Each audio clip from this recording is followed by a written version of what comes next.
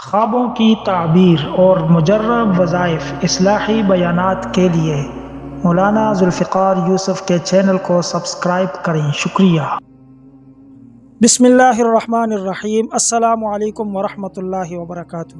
دوستو، اگر آپ کے والدین زندہ ہیں تو الحمدللہ کہیں، اور دوسری بات، اگر وہ آپ سے راضی ہیں، خوش ہیں، تو پھر الحمدللہ بولیں، کیونکہ والدین کا ہونا یہ بھی اللہ کی بہت بڑی نعمت ہے، اور پھر ان کا راضی ہونا آپ سے، یہ تو اللہ کی رضا کی علامت ہے کہ آپ کے والدین آپ سے راضی ہیں، گویا اللہ آپ سے راضی ہے، تو اس پہ بھی شکر ادا کریں۔ یہ اس لیے کہہ رہا ہوں کہ یہ جو وقت چل رہا ہے اس میں والدین کو لوگوں نے کھڈے لائن لگا دیا ہے، یعنی والدین کی خبر گیری سے لوگوں نے ہاتھ اٹھا لیے ہیں۔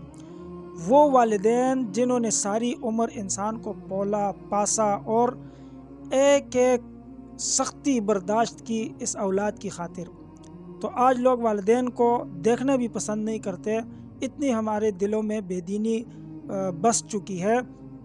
تو اس لیے میں نے کہا کہ جس کے والدین زندہ ہیں اور اس سے خوش بھی ہیں تو وہ الحمدللہ کہے۔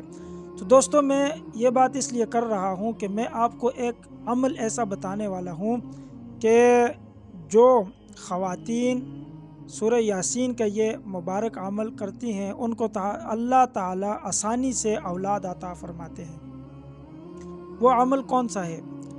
وہ عمل یہ ہے کہ وہ خواتین جن کی اولاد نہیں ہوتی بالکل، یا وہ خواتین جن کی اولاد ہو کے مر جاتی ہے، یا وہ خواتین جن کی اولاد بیمار رہتی ہے، یا وہ خواتین جن کی اولاد ہے اور پیدائش کے وقت ان کو یہ فکر ہے، اور ہوتی ہے سب کو، کیونکہ اس وقت کی تکلیف بہت بڑی ہے، اسی طرح اس کا اجر بھی بہت بڑا ہے۔ دوستو، اگر آپ نے چینل سبسکرائب نہیں کیا تو کر لیں، اور لائک ضرور کریں، بیل آئیکن پریس کریں، شیئر کمنٹس ضرور کریں۔ شکریہ۔ دیکھیں، اس وقت کا اجر بہت زیادہ اللہ نے رکھا ہے۔ کیوں رکھا ہے؟ کہ تکلیف بہت زیادہ ہے، اور اس وقت انسان موت اور زندگی کی کشمکش میں مبتلا ہوتا ہے، اور اس وقت کی موت یہ شہادت کی موت ہے۔ اگر عورت اس وقت مر جائے تو وہ شہید کہلاتی ہے، اس کو شہادت کا ثواب ملتا ہے۔ اسی لیے آپ علیہ السلام سے ایک صحابی نے 3 دفعہ پوچھا کہ یا رسول اللہ، مجھ پہ ماں کا حق زیادہ ہے یا باپ کا؟ آپ علیہ السلام نے 3 دفعہ جواب دیا کہ ماں کا۔ چوتھی دفعہ جب پوچھا کہ کس کا حق مجھ پہ زیادہ ہے، تو آپ علیہ السلام نے فرمایا آپ کے باپ کا حق آپ پہ ہے۔ تو دوستو، ماں کو 3 حصے دیے گئے، باپ کو 1 حصہ دیے گئے، کیونکہ ماں کی تکلیفیں، ماں کی سختیاں بہت زیادہ ہوتی ہیں۔ تو اس لیے یہ جو وظیفہ ہے یہ وہ عورتیں، یعنی ہر قسم کے لوگ کر سکتے ہیں، مرد بھی کر سکتے ہیں، عورتیں بھی کر سکتی ہیں۔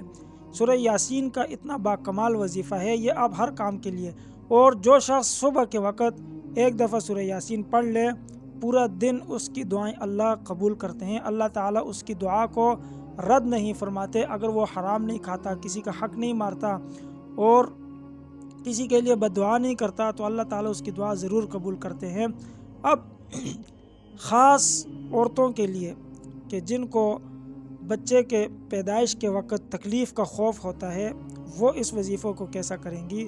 ان کے لیے یہ ہے کہ جب وقت قریب آ جائے تو ان کا کوئی محرم وہ 3 دفعہ سورہ یاسین پڑھے، اور اول آخر درود شریف پڑھے، 3 دفعہ سورہ یاسین پڑھ کے اس مریض کے ناف پہ دم کر دے اور پورے جسم پہ پھونک مار دے، یا کوئی غیر محرم ہے جس نے پڑھی ہے تو وہ پانی پہ دم کر کے اس مریض کو دے دے، یہ پی لے، اور اس کے جسم پہ وہ پانی چھڑک دے، تو انشاءاللہ اس مریض سے، اس عورت سے یہ تکلیف بالکل کم ہو جائے گی۔ ختم تو نہیں ہو سکتی کیونکہ اللہ تعالیٰ نے اس میں تکلیف رکھی ہے، لیکن اتنی کم ہو جائے گی کہ اس کو محسوس بھی اتنا نہیں ہوگا، اور اللہ تعالیٰ اس کے لیے اس وقت میں آسانیاں پیدا فرمائیں گے۔